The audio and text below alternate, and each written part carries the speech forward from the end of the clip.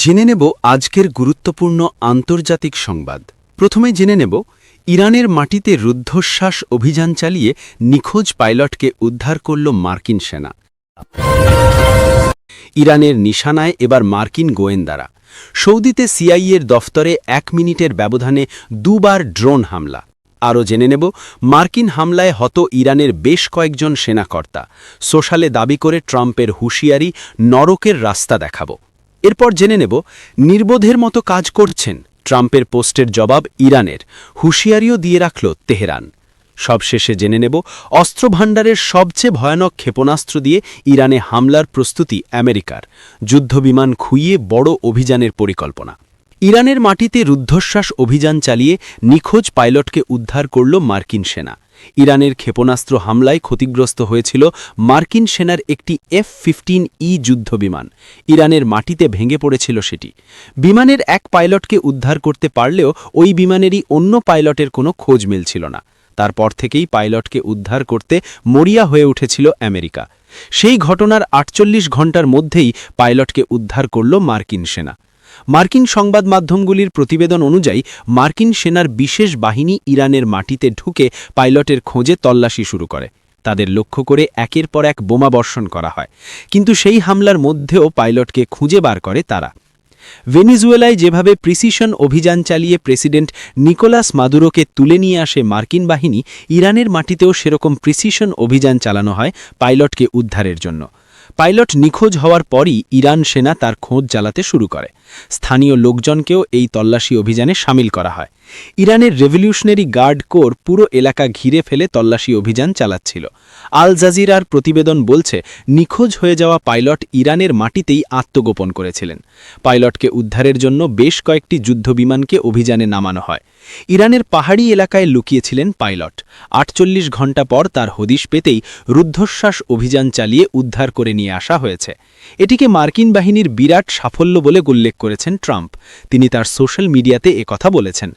ইরানের সরকারি সংবাদ মাধ্যমের প্রতিবেদনে দাবি করা হয়েছে, সৌদি আরবে মার্কিন দূতাবাসে সিআইএর দফতর লক্ষ্য করে হামলা চালানো হয়েছে গতকাল গভীর রাতে। প্রথমে হামলা চালানো হয় স্থানীয় সময় রাত 1:30টায়। তার 1 মিনিটের মধ্যেই আরও একটি ড্রোন হামলা চালায়। এই হামলার জেলে মার্কিন গোয়েন্দার দফতর ক্ষতিগ্রস্ত হয়েছে বলে দাবি ইরানের। রিয়াধের মার্কিন দূতাবাসে রয়েছে সিআইএর দফতর। তবে এই হামলায় কারো মৃত্যু হয়েছে কিনা সেটা স্পষ্ট নয়। দ্য ওয়াল স্ট্রিট জার্নালের প্রতিবেদনে উল্লেখ করা হয়েছে, মার্কিন দূতাবাসের একাংশ ব্যাপকভাবে ক্ষতিগ্রস্ত হয়েছে। এখন নিরাপত্তার ঘেরাটোপে থাকা মার্কিন দূতাবাসে সিআইএর দফতরে কিভাবে ড্রোন হামলা, তা নিয়েই প্রশ্ন উঠতে শুরু করেছে। যদি দিনের বেলায় এই হামলা হতো তাহলে অনেক প্রাণহানি ঘটত। অন্ধকারে নিশ্চুপে ইরানে প্রবেশ, জখম পাইলটকে উদ্ধার, বেরিয়ে আসার ঠিক আগে শত্রুসেনা টের পায় রুদ্ধশ্বাস মার্কিন অভিযান। ইরানে ঢুকে সেখান থেকে জখম পাইলটকে উদ্ধার করে এনেছে আমেরিকার সেনাবাহিনী। প্রেসিডেন্ট ডোনাল্ড ট্রাম্প সমাজ মাধ্যমে সগর্বে সে কথা ঘোষণা করেছেন। কিন্তু কিভাবে এই অভিযান সফল হল? নিখোঁজ এই মার্কিন পাইলটের খোঁজে ইরানেও তল্লাশি শুরু হয়েছিল। সে দেশের সরকার পাইলটকে জীবন্ত ধরে দেওয়ার জন্য পুরস্কার পর্যন্ত ঘোষণা করেছিল। তা সত্ত্বেও কিভাবে তেহরানের নাকের ডগা দিয়ে পাইলটকে উদ্ধার করে বেরিয়ে গেল মার্কিন সেনা? আল জাজিরার একটি রিপোর্টে দাবি করা হয়েছে, বিশেষ অভিযানের জন্য প্রশিক্ষিত কয়েকশো সেনাকে এই উদ্ধার কাজে নিয়োগ করা হয়েছিল।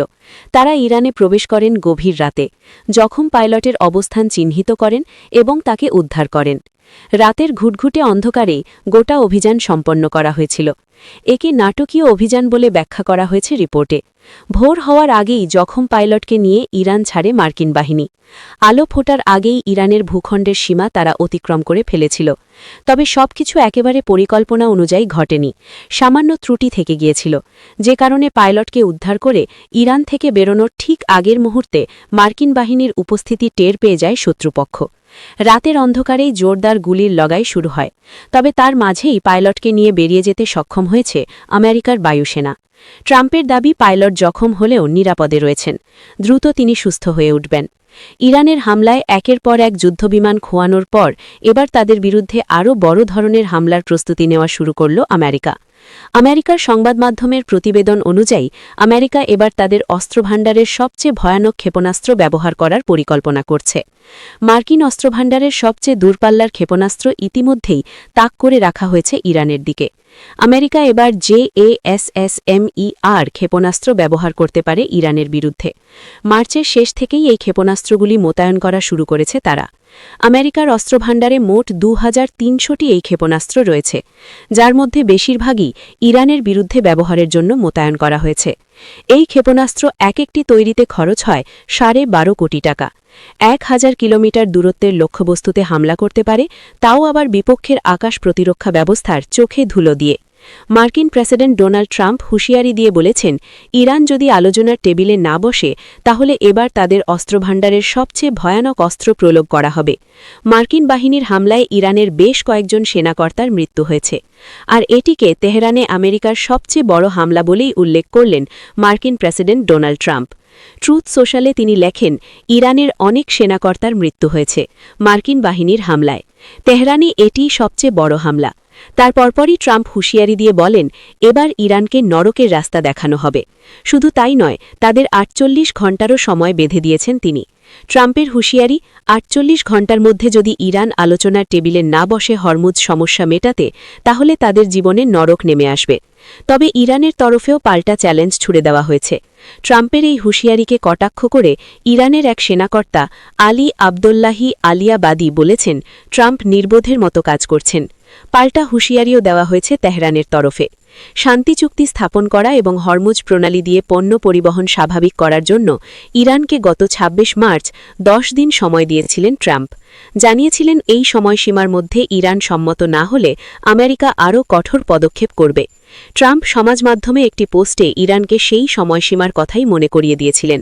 তিনি লিখেছেন, আর 48 ঘণ্টার মধ্যে চুক্তি না করলে নরক নেমে আসবে তেহরানের ওপর। ট্রাম্পের এই হুঁশিয়ারির জবাব দিয়েছেন আবদুল্লাহি। বলেছেন, হার স্বীকার করে নেওয়ার পর আমেরিকার আগ্রাসী এবং যুদ্ধবাজ প্রেসিডেন্ট মরিয়া হয়ে উঠেছেন।